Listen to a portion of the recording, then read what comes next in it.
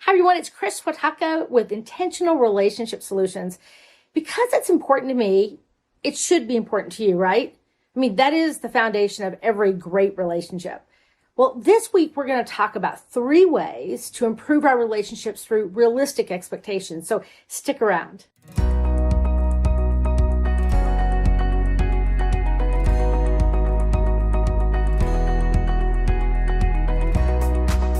You know, I've struggled with unrealistic expectations pretty much all my life. I've always thought that my way was the best way and that others should too. This has created unrealistic expectations in all my relationships, including my family, my friends, my mom, and even those that I've dated.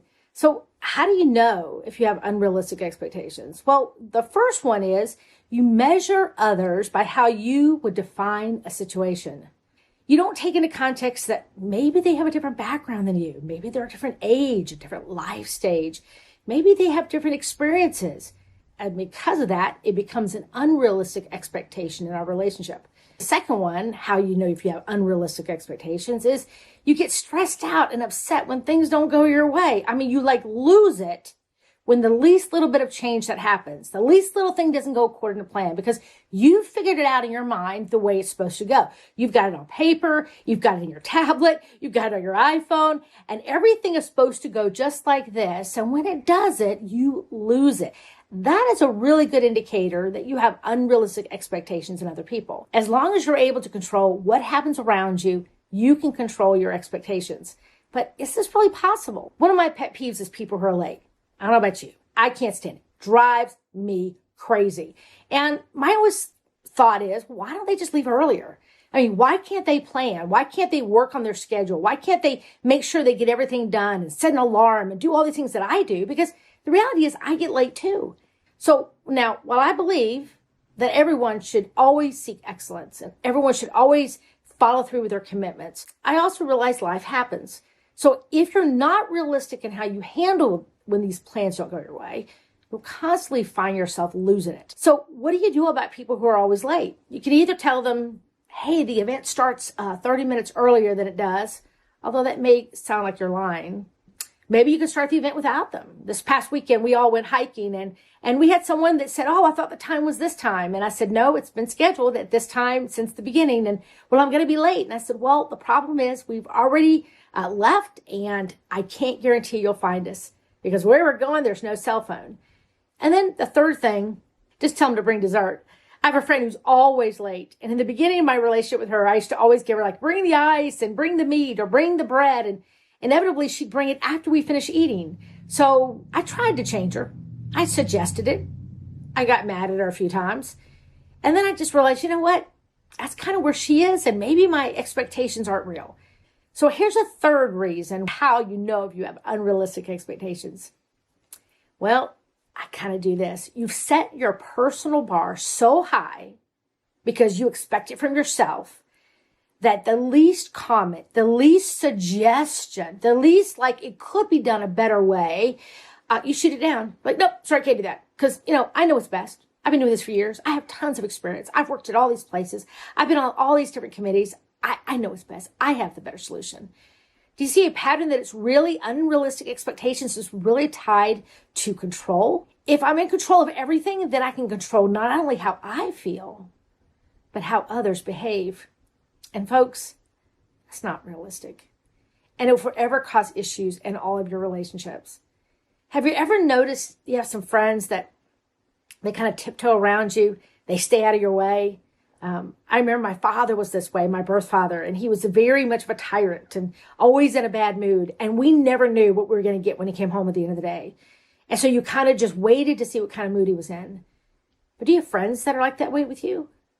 Do you have friends that are you got to see what kind of mood she's in today or what kind of mood he's in to see how you can behave around them? Wow. Or maybe you're at the workplace and you're not unified. You have a control freak boss and all they want is everything their way. And they think their way is the best way. And you just feel like it doesn't matter what I have to say. I was in the post office recently and they always ask you, fill out the survey at the end of your receipt. And I always think to myself, fill out the survey? Does anybody ever fill out the survey? What difference is it going to make? Because I still need to mail packages. And so I've never filled out the survey. And so I asked the lady at the front, does anybody ever fill out the survey? And she says, well, if they say something good, we never know. But if they say something bad, we always know. And I said, you know what? I've been coming here for 2 years and I've never had a bad experience. A few long lines, but never a bad experience. And she says, would you tell my boss that? I said, sure.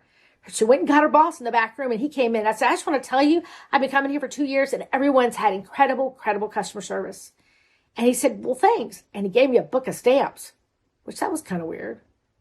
So then yesterday I went back in and I saw the same lady and I said, what's up with the book of stamps? And she says, you know, he does that. He gives it to people who say nice things. But the problem is we don't ever know what those nice things are. And she said, hey, if you want to work at a place where you get encouragement, it is definitely not the United States Postal Service. And I said, wow. I said, you know what? I think I need to get him some donuts or order some pizza and have it delivered because, you know, they're people too. And they need to be encouraged. Or how about your family has stopped communicating? They just don't talk to you anymore because they don't know how to talk to you. Whether it's your immediate family, you know, you got kids, you might be married watching this, or, you know, you remember when you were married, or maybe it's your parents or extended family, and they just don't talk to you anymore because you're not able to be talked to. And then, okay, so who wants to date someone who's a control freak? Who wants to date somebody who they have to have everything their way? What kind of relationship is that?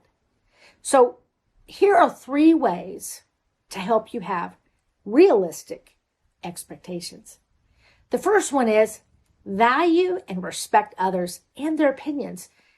We all come from different places and it's okay. Someone might just have a different opinion of it or a different thought of the way it could be done. And you might just learn something.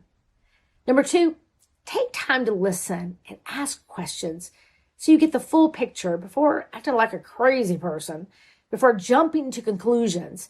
I have a tendency to not ask enough questions because I feel like I already know the answers. Or maybe I'm afraid of what their answers will be.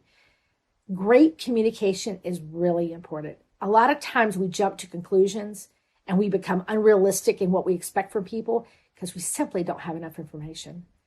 And then number 3, accept that your way may not be the only way. When we don't allow others to use the gifts and the talents that God has given them, we're robbing them. There may be another way. There may be a better way. There may be somebody that can do your job better than you. There's somebody that, you know, God is wanting to give you something else to do, but he can't take you to the next place because you're still hoarding the old place. And he's brought other people around you that have talents and gifts and ideas. And granted, they may do it differently, but it's okay. And the results may be different, but it's okay. But at least you're being realistic when you understand that you don't know everything. And you don't know and can be everything in what you do. One of my favorite verses in the Bible is in Acts 2:44-47. All the believers were together, had everything in common. They sold property and possessions to give anyone who had need. They broke bread in their homes and ate together with glad and sincere hearts, praising God and enjoying the favor of all the people. And the Lord added to their number daily those who were being saved. In this first church in the Bible, it wasn't singleness or marriedness. It wasn't big family, small family. It wasn't money or no money. They looked at each other with realistic expectations and said, you know what? I've got extra. Let me give it to you, and vice versa. Or maybe you have a better way of doing this. Or maybe you're more organized and can teach me something. Because the goal was to be unified. And to be unified is you sometimes have to give in. And sometimes it can't be your way. And this helps you to have realistic expectations about the outcome of your relationships.